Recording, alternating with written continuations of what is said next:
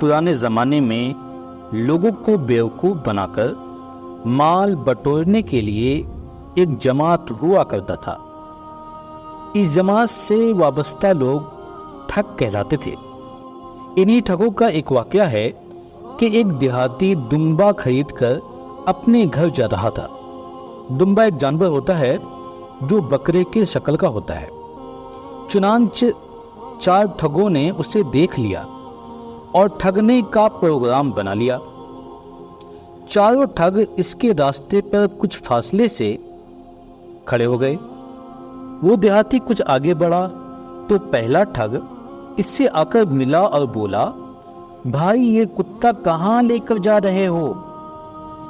देहाती ने उसे घूर कर देखा और बोला, बेवकूफ, तुझे नजर नहीं आता कि ये दुम्बा है, कुत्ता नहीं है? देहाती कुछ और आगे बढ़ा तो दूसरा ठग मिला। उसने कहा, यार ये कुत्ता तो बड़ा शानदार है, कितने में खरीदा? देहाती ने उसे भी झड़प दिया। अब देहाती तेज कदमों से अपने घर की जानिब बढ़ने लगा, मगर आगे तीसरा ठग इंतजार में बैठा था, जिसने प्रोग्राम के मुताबिक कहा, जनाब ये कुत्ता कहां से लिया? अब देहाती को यह शक होने लगा कि कहीं वाकई कुत्ता तो नहीं। इसी शक में वो बाकी रास्ता तय करने लगा। बिल आखिर चौथे ठग से टकराव हो गया, जिसने ताबूत में आखिरी कील ठोकी और बोला, जनाब क्या इस कुत्ते को घास खिलाओगे? अब तो देहाती को यकीन हो गया कि ये वाकई कुत्ता है, दुम्बा नहीं। वो इस दुम्बा को छोड़कर भाग खड़ा हुआ।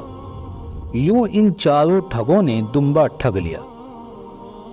मेरे अजीज साथियों, आज यही हाल हमारे माशरे का है कि दूसरी नौइयत के ठगों से यलगार में ये ठग दरअसल हमारे ईमान के ठग हैं। ये नहीं चाहते कि लोग सच्चाई की राह पर चलें।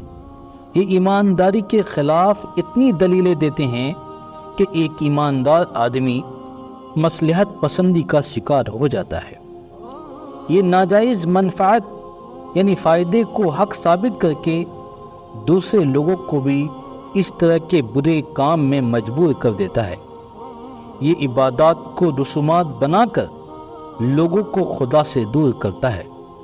ये निकाह को जिना के मुतरादिफ करार देकर खानदानी निज़ाम को ख़त्म कर दे रहा है।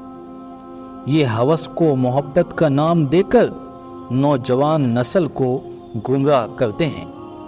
ये मजहब को कल्चर से ताबीर देकर लोगों को इससे मुतनफ़िर करते हैं। गर्ज ये ठग इस जदीद दुनिया के मॉडर्न शैतान हैं। ये हमारे पास अपनी कभी शक्ल में यानी बुरे शक्ल में नहीं आते, बल्कि ये सूट बूट में हमारे पास आते हैं, हमारे हमदर्द बनते हैं, ये सारी कार्रवाई करते हैं।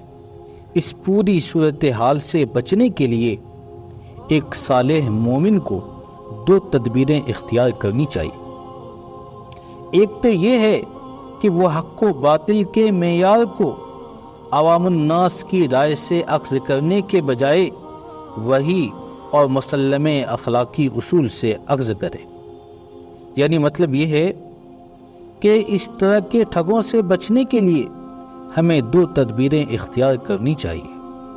उनमें से एक तो ये है कि हम लोगों की राय को छोड़ दें, हम सिर्फ उस परवरदिगार के कलाम को पढ़ें। हम उस रब के प्यारे हबीब सल्लल्लाहु अलैहि वसल्लम के हदीस मुबारका को पढ़कर अपने ईमान का बचाव करें, अपने ईमान को मजबूत करें। दूसरा ये है कि वो इन शैतानों को पहचाने और उनकी बातों को अहमियत न दे, वरना उसका हश्र इस देहाती की तरह होगा जो दुम्बे को कुत्ता समझ बैठा था। अल्लाह ताला हम सब की हिफाजत फरमाए ऐसे शैतानों से, और ईमान के अंदर क़ुव्वत व तवानाई अता फरमाए, और हमें ईमान की मजबूती वही इलाही और हदीस मुबारका के जरिए करने की तौफीक अता फरमाए। आमीन।